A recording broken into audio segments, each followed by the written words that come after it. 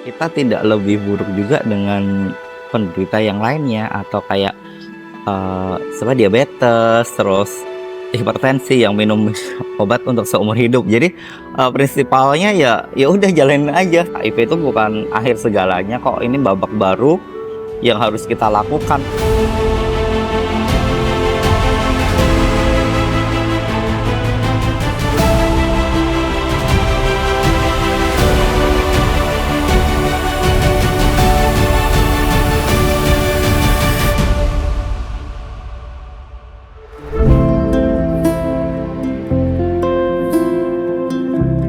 Oke, perkenalkan saya Albert Abi Adriansa dari Pita Merah Jogja. Saya di organisasi ini udah lumayan agak lama ya, dari 2022-an kayak gitu. Jadi status HIV itu saya tahu awalnya ketika MCO dari perusahaan. Waktu itu 2016 akhir untuk melakukan MCO karena pekerjaan saya mengharuskan saya untuk MCO per 6 bulan sekali. Jadi ketika di MCO itu yang berarti ke 2017 awal itu sudah dinyatakan positif kayak gitu kan. Terus ya udah positif aja gitu. Jadi ada sih rasa untuk awalnya ada rasa tidak percaya juga, tapi ya udah jalanin aja. Oh, ini udah pilihan terbaik dari hasil-hasil yang dulu kita lakukan ya gitu. Jadi buat apa sih kita menyesali kalau itu emang dari awal kita tuh sudah ada berbuat yang tidak aman kayak gitu kan Kak. Jadi ya udah jalanin aja sekarang. Yang awal tahu tetap denial ya, kok bisa sih, tapi ketika kita flashback lagi, oh ya sudah, itu hasilnya kayak gitu. Tetap dan juga pengen punya rasa kayak gitu sih. Waktu itu langsung melarikan diri di Surabaya tuh kayak gitu. Sempat naik ke salah satu gedung di Surabaya yang lumayan tinggi di tempat kerja waktu itu. Di lantai 14 tuh kayak udah deh kita nongkrong di lantai 14 sendirian, bawa catatan. Waktu itu belum punya laptop, jadi masih pakai kertas dan nulis. Kok tiba-tiba buat apa ya kita sesalin. Ya udah kita berdamai aja sih kayak gitu kan. Ya udah kita jalanin aja toh. Kalau juga nanti ngerepotin orang lain, intinya kan harus bisa gimana caranya biar tidak merepotkan orang lain sih. HIV itu bukan akhir segalanya kok. Ini babak baru yang harus kita lakukan malahan kayak gitu.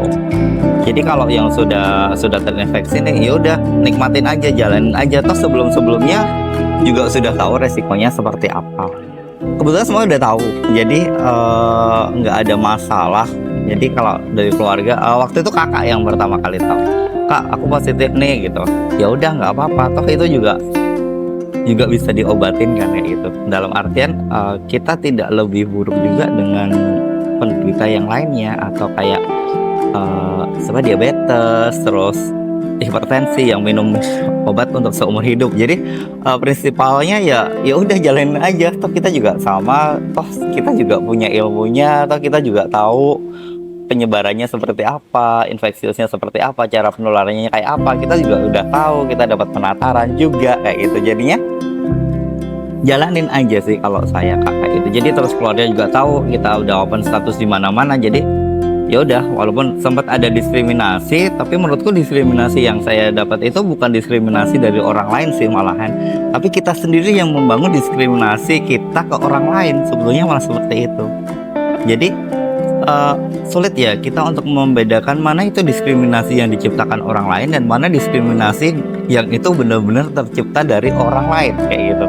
Karena faktor pertama itu diskriminasi mesti dari diri kita sendiri Kak. Dari pikiran kita nggak mungkin nggak. Coba aja kita cross check pelan-pelan, itu mesti diskriminasi yang pertama dari diri kita.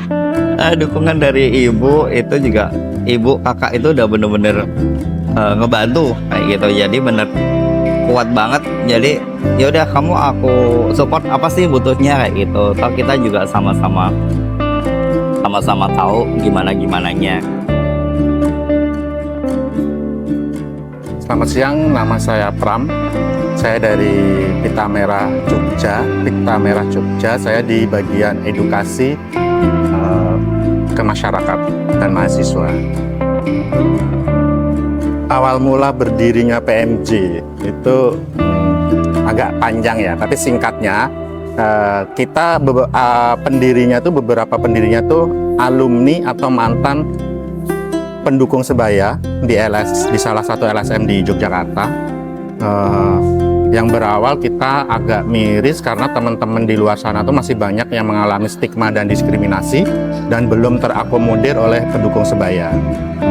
Lalu kita berkumpul yang waktu itu difasilitasi oleh CD Bethesda. Kita membentuk satu perkumpulan yang waktu itu belum ada namanya. Setelah kita ngumpul sekali dua kali, baru kita memberikan nama Pita Merah Jogja.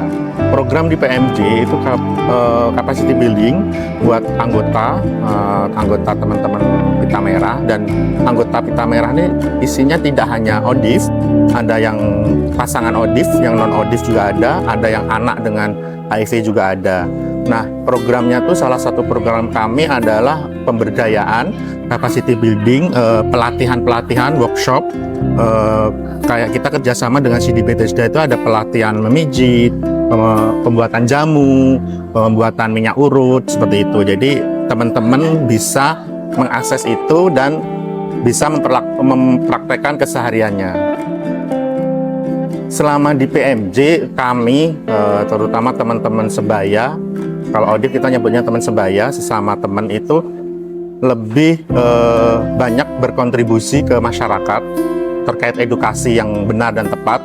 Itu sering kami menjadi narasumber dari PMJ, dan dari anggota sendiri juga secara ekonomi, secara finansial juga mulai meningkat sejak adanya pelatihan-pelatihan dan mereka mempraktekkan kayak gitu. Nah, itu ruang-ruang yang dulunya nggak teman-teman dapatkan dari LSM yang lain, di PMJ itu kita dapatkan. Sangat antusias Kak, ketika kita di PMJ itu kita menemukan teman teman dan komunitas yang sefrekuensi ya. Terus kita juga bisa berkembang bersama, tidak digurui, tapi kita saling belajar, saling bertukar pikiran, bertukar pengalaman, dan kita berkembang bersama Kak. Mungkin ada beberapa LSM yang dia itu juga bergerak seperti ini juga, cuma kadang-kadang mereka ke teman-teman yang audit itu dia beda gitu, cara pelakuannya berbeda. Kalau di sini kita udah kayak keluarga. Dukungannya ke kita dari PMJ itu bisa untuk membangun relasi lagi Kak. Jadi waktu itu kan banyak ya yang kayak tadi di awal menstigma kayak gitu. Jadi kalau di PMJ itu kita bisa lebih terbuka lagi. Jadi saya awalnya terbuka cuma ke keluarga aja, tapi kalau sekarang sudah terbuka ke semua orang. Dukungan yang kita berikan ke teman-teman audit salah satu adalah dukungan support mental, spiritual, terus dukungan yang tadi kayak pelatihan tadi kita kasih capacity building buat teman-teman sesuai bidangnya. Terus kami juga memberikan dukungan home visit namanya. Jadi kita datang door to door ke rumah-rumah teman-teman yang sudah abstain status dan mau menerima kami untuk memberikan edukasi, untuk mengingatkan tentang obatnya, tentang kontrolnya gimana, dan pola hidup sehat kayak gitu. Program Montok itu adalah pembuat aplikasi monitoring untuk audit. Karena isinya itu ada jadwal minum obat, ada reminder untuk pengambilan obat, ada rekam medis, terus yang barusan di launching tadi adalah ruang aduan. Jadi teman-teman tuh yang baru tahu status atau apa tuh bisa mengadu di situ dan tanya tentang edukasi HIV dan AIDS di aplikasi Montok itu gitu. Semua ada fiturnya gitu, dan nanti ada ahlinya atau yang expert untuk menjawab di ruang aduan tersebut. Untuk kolaborasi dengan pemerintah, salah satunya dengan Dinas Kesehatan dan turunannya Puskesmas, layanan kesehatan PDP, dan rumah sakit swasta, rumah sakit Bethesda, Sarjito. Kita bekerja sama untuk melakukan pendukungan ke teman-teman sebaya. Jadi kita nggak berdiri sendiri, kita dapat support dan dukungan dari Dinas Kesehatan. Menggunakan untuk pencatatan kesehatannya, untuk reminder aplikasi dia untuk pengambilan obatnya, untuk minum obatnya, untuk monitoring hasil kita cek tensi tiap hari itu juga bisa, maksudnya itu bisa dimasukin di situ kayak gitu. Cuma emang masih nunggu ada pengembangan lebih lanjut lagi biar lebih kompleks lagi. Kalau ditanyain tantangan terberat, kayaknya masih ini sih. Sebenarnya gimana caranya kita tuh mengenalkan ke orang-orang agar tidak stigma dan diskriminasi, gitu aja. Saya sudah berusaha mengenalkan itu dari 2017 itu berusaha stop diskriminasi. Oke, ada harapannya tuh tetap untuk akses pengobatan lebih banyak lagi, terus dari rekan-rekan medis juga tidak ada diskriminasi walaupun itu hanya tatapan aja gitu. Kadang diskriminasi itu banyak jenisnya kayak gitu, dari tatapan pun bisa. Ya moga kedepannya untuk akses layanan bisa multi dos lagi sih ngasihnya kayak gitu, jadi nggak tiap bulan kita harus pelayanan. Tantangan terbesar PMJ di awal tuh kita sangat sulit untuk berjejaring, terutama dengan dinas-dinas, karena awal-awal tuh kita belum ini anak baru gitu, belum punya nama kayak gitu. Itu yang pertama. Yang kedua, kita waktu itu belum legal di Kemenkumham. Tapi seiring berjalannya waktu dengan perjalanan kami, akhirnya kami bisa legal dan kami lambat punya nama. Kita bisa sampai ke Jerman, ke Bangkok. Itu lama-lama instansi dan LSM dan jaringan-jaringan mulai melirik kami. Rencana yang akan kita adakan itu pertemuan rutin anggota dan pengurus, menindaklanjuti acara hari ini yang kita aplikasi Montov, dan kita memang setiap 1 bulan atau 2 bulan sekali itu ada pertemuan rutin.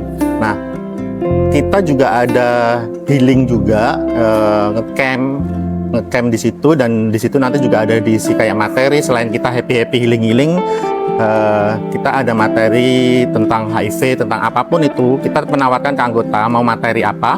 Kemudian juga ada yoga juga di situ. Nah, itu juga yang sering kami laksanakan.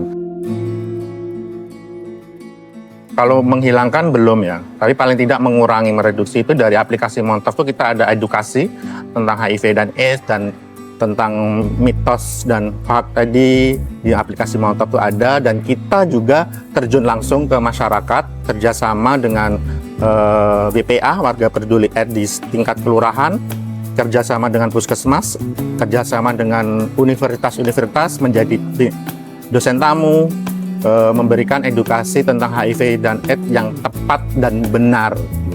Harapan saya buat teman-teman pengurus PMJ, mudah-mudahan kedepannya lebih semangat lagi, lebih maju lagi, dan program-programnya lebih banyak dan lebih fleksibel lagi. Buat teman-teman sebaya di luar sana, jangan patah semangat. HIV bukan akhir segalanya. Kita masih bisa berkarya, kita masih bisa berjuang, kita masih bisa hidup. Kita tetap sama layaknya pada masyarakat pada umumnya. Yang berbeda hanyalah kita minum obat setiap hari. Oke, buat teman-teman di luar sana sama Odif, ingat, hidup cuma sekali. Hidup cuma sekali. Dunia itu terlalu indah jika hanya untuk disesalkan. Tetap semangat dan sambut tahun baru.